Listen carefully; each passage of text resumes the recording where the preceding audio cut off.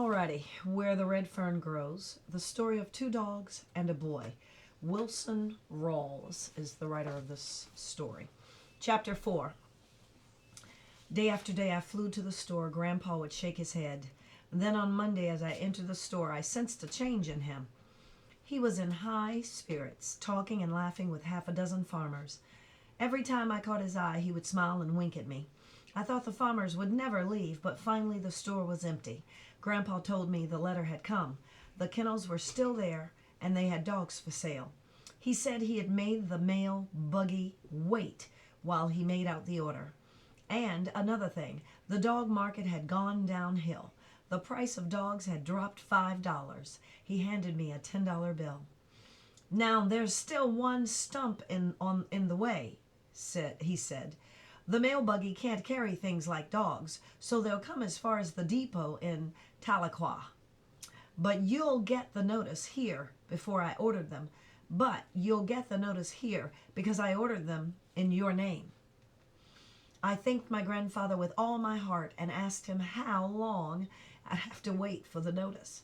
He said, I don't know, but it shouldn't take more than a couple of weeks. I asked how I was going to get my dogs from from Tahlequah. Well, there's always someone going in, he said, and you could ride with them. That evening, the silence of supper was interrupted when I asked my father this question. Papa, how far is it to Kentucky? I may as well have exploded a bomb. For an instant, there was complete silence, and then my oldest sister giggled. The two little ones stared at me. With a half-hearted laugh, my father said, Well now, I don't know, but it's a pretty good ways. What do you want to know for? Thinking of taking a trip to Kentucky? No, I said. I was just wondering. My youngest sister giggled and asked, Can I go with you? I glared at her. Mama broke into the conversation. I declare, what kind of question is that? How far is it to Kentucky? I don't know what's gotten into that mind of yours lately. You go around like you were lost. And you're losing weight. You're as skinny as a rail, and look at that hair. Just last Sunday, they had a hair cutting over at Tom Rowland's place, but you couldn't go. You had to go prowling around the river and the woods.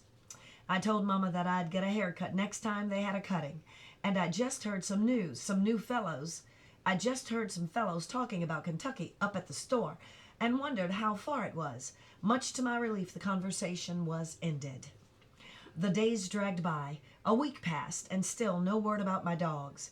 Terrible thoughts ran through my mind. Maybe my dogs were lost. The train had a wreck. Someone stole my money. Or perhaps the mailman lost my order. Then at the end of the second week, the notice came. My grandfather told me that he had talked to Jim Hodges that day. He was going into town in about a week, and I could ride in with him to pick up my dogs. Again, I thanked my grandfather. I started for home, walking along in deep thought. I decided it was time to tell my father the whole story. I fully intended to tell him that evening. I tried several times, but somehow I couldn't. I wasn't scared of him, for he never whipped me. He was always kind and gentle, but for some reason, I don't know why, I just couldn't tell him. That night, snuggled deep in the soft folds of my feather bed, I lay thinking. I had waited so long for my dogs, and I was so desperately wanting to see them and hold them, I didn't want to wait a whole week.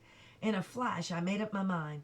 Very quietly, I got up and put on my clothes. I sneaked into the kitchen and got one of Mama's precious flour sacks.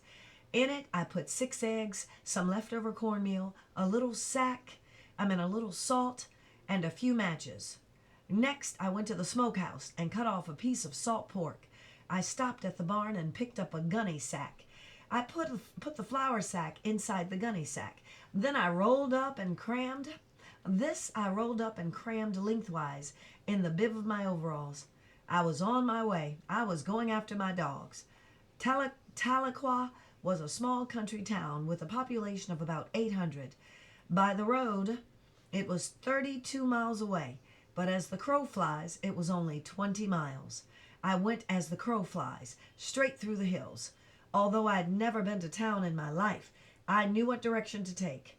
Tahlequah and the railroad lay on the same side of the river from our place. I had the Frisco Railroad on my right and the Illinois River on the left. Not far from where the railroad crossed, the river lay not far from where the railroad crossed, the river lay the town of Tahlequah. I knew if I bore to the right, I would find the railroad, and if I bore to the left, I had the river to guide me. Sometime that night, I crossed the river of a rifle somewhere on a dripping springs country.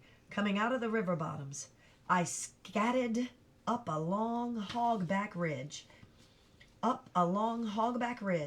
and broke out on top of the flats. In a mile-leading trot, I moved along. I had the wind of the deer, the muscles of a country boy, and a heart full of dog love, and a strong determination. I wasn't scared of the darkness or the mountains, for I was raised in those mountains. On and on, mile for mile, I moved along. I saw faint gray streaks appear in the east. I knew daylight was close. My bare feet were getting sore from the flint rocks and sawbriars. I stopped beside a mountain stream and soaked my feet on the cool water, rested for a spell, and then started on. After leaving the mountain stream, my pace was much slower. The muscles of my legs were getting stiff. Feeling the pangs of hunger gnawing at my stomach, I decided I would stop and eat at the next stream I found. Then I remembered I'd forgotten to include a can in which to boil my eggs. I stopped and built a small fire. Cutting off a nice thick slab of salt pork, I roasted it, and with a piece of cold cornbread made a sandwich. Putting out my fire, I was on my way again. I ate as I trotted along. I felt much better. I came into Tahlequah from the northeast. At the outskirts of town, I hid my flour sack and provisions, keeping the gunny sack. I walked into town. I was scared of Tahlequah and the people. I had never seen such a big town and so many people. There was store after store, some of them 2 stories high. The wagon yard had wagons on top of wagons, teams, buggies, and horses. 2 young ladies about my age stared at me and then giggled. My blood boiled, but I could understand. After all, I had 3 sisters. They wouldn't help it. They couldn't help it if they were women folks. I went on. I saw a big man up the street. The bright shiny star on his vest looked as big as a bucket. I saw the long black gun at his side, and I froze in my tracks. I'd heard of sheriffs and marshals, but had never seen one. Stories repeated about them in the mountains told how fast they were with a gun and how many men they had killed. The closer he came, the more frightened I got. I knew it was the end for me. I could just see him aiming his big black gun and shooting me between the eyes. It seemed like a miracle that he passed by, hardly glancing at me. Breathing a sigh, I walked on, seeing the wonders of the world. Passing a large store window, I stopped and stared. There in the window was the most beautiful sight I'd ever seen. Everything under the sun, overalls, jackets, bolts of beautiful clothes, new harnesses, collars, bridles, and then my eyes did pop open. There were several guns, and one of them had 2 barrels. I couldn't believe it, 2 barrels! I had seen several guns, but never one with 2 barrels. Then I saw something else. The sun was just right, and the plate glass was a perfect mirror. I saw the full reflection of myself for the first time in my life. I could see that I did look a little odd. My straw-colored hair was long and shaggy, and was bushed out like a corn tassel that had been hit by a wind. I tried to smooth it down with my hands. This helped some, but not much. What it needed was a good combing, and I had no comb.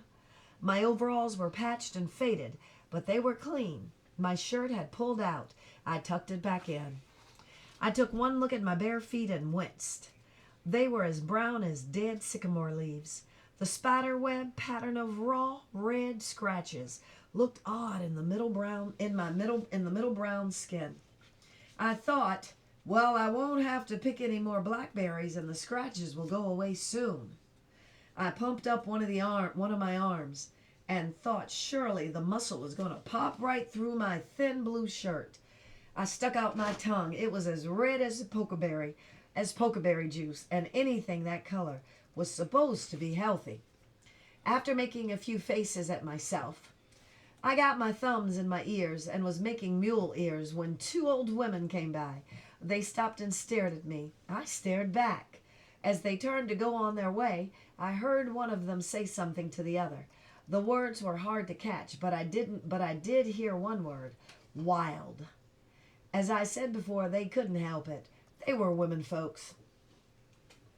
As I turned to leave, my eyes again fell on the overalls and the bolts of the cloths.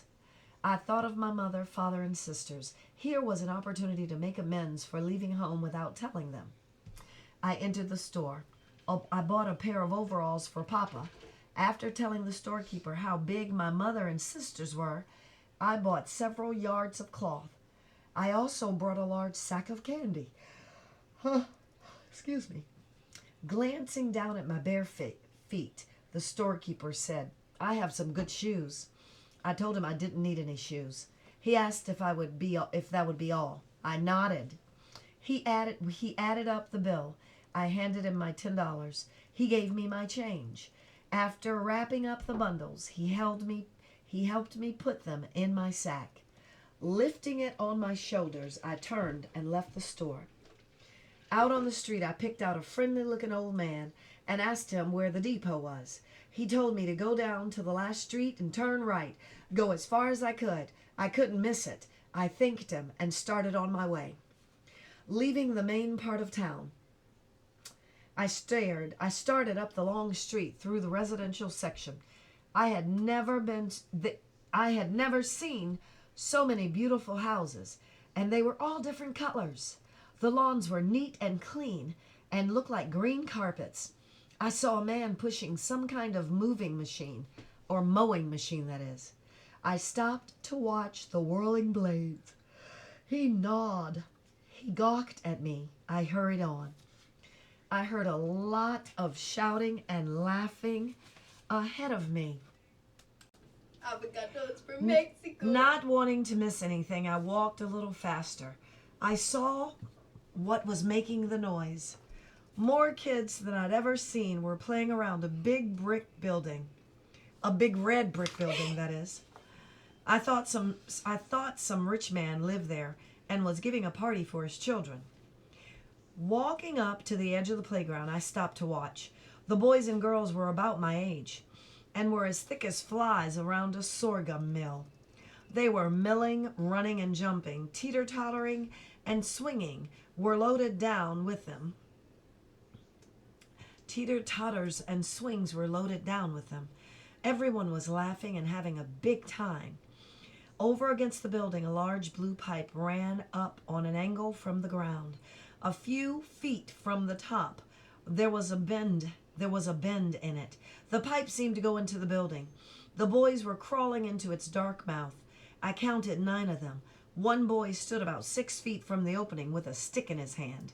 Staring goggle-eyed, trying to figure out what they were doing, I got a surprise. Out of the hollow pipe spurted a boy. He sailed through the air and lit on his feet.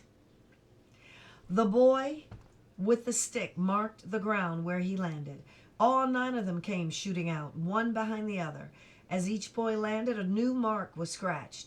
They ganged around looking at the lines. There was a lot of loud talking, pointing, and arguing. Then all lines were erased and a new scorekeeper was picked out. The others crawled back into the pipe. I figured out how the game was played. After climbing on top of the slide, the boys turned around and sat down. One at a time, they came flying down and out, feet first. The one that shot out of the furthest was the winner. I thought how wonderful it would be if I could slide down just one time. One boy spying me standing on the corner came over. Looking me up and down, he asked, "Do you go to school here?" I said, "School?" He said, "Sure, school. What do you think it was? What did you think it was?" No, I don't go to school here. Do you go to Jefferson? No, I don't go there either. Don't you go to school at all? Sure, I go to school. Where? At home. You go to school at home? I nodded. What grade are you in? I said I wasn't in any grade. Puzzled, he said, You go to school at home and you don't know what grade you're in? Who teaches you? My mother. What does she teach you? So I said, reading, writing, and arithmetic, and I bet I'm just as good at it as you are. He nodded. Do you have any shoes? I said, sure, I have shoes. Why aren't you wearing them? I don't wear shoes until it gets cold. He laughed and asked where I lived. I said, back in the hills. He said, oh, you're a hillbilly. He ran back to the mob. I saw him pointing at me and talking to several boys. They started my way yelling, Hillbilly, Hillbilly. Just before they reached me, a bell started ringing. Turning, they ran to the front of the building, lined up in two long lines, and marching with little tin soldiers, disappeared inside the school. The playground was silent. I was all alone, and I felt lonely and sad. I heard a noise on my right. I didn't have to turn around to recognize what it was. Someone was using a hoe. I'd know that sound if I heard it in the dark. It was a little old white-headed woman working in a flower bed, looking again at the long blue pipe. I thought there was no one around. Maybe I could have one slide anyway. I eased over and looked up into the dark hollow. It looked scary, but I thought of all the little boys I had seen crawl in it. I could see the last mark on the ground, and I thought, I bet I can beat that. Laying my sack down, I started climbing up. The further I climbed, the further I went, the darker and more scarier it got. Just as I reached the top, my feet slipped. Down I sailed, all the way down to try to grab onto something but there was nothing to grab onto. I'm sure some great champions had slid out of that pipe, and no doubt more than one world record had been broken. But if someone had been there when I came out, I knew the record I set would stand today in all its glory. I came out just like I went in, feet first and belly down. My legs were spread out like a bean shooter stalk. Arms flailing in the air, I zoomed up and out. I seemed to hang suspended in air at the peak of my climb. I could see the hard, packed ground far below. As I started down, I shut my eyes tight and gritted my teeth. This didn't seem to help. With a splattering sound, I landed. I felt the air swoosh out between my teeth. I tried to scream, but had no wind left to make a sound. After breathing a couple of times, I finally settled down to the earth. I spread eagle for a few seconds, and then slowly got to my knees. Hearing loud laughter, I looked around. It was the little old lady with a hoe in her hand. She hollered and asked how I liked it. Without answering, I grabbed up my gunny sack and left. Far up the street, I looked back. The little old lady was sitting down, rocking with laughter. I couldn't understand these town people. If they weren't staring at a fellow, they were laughing at him. The end of chapter 4.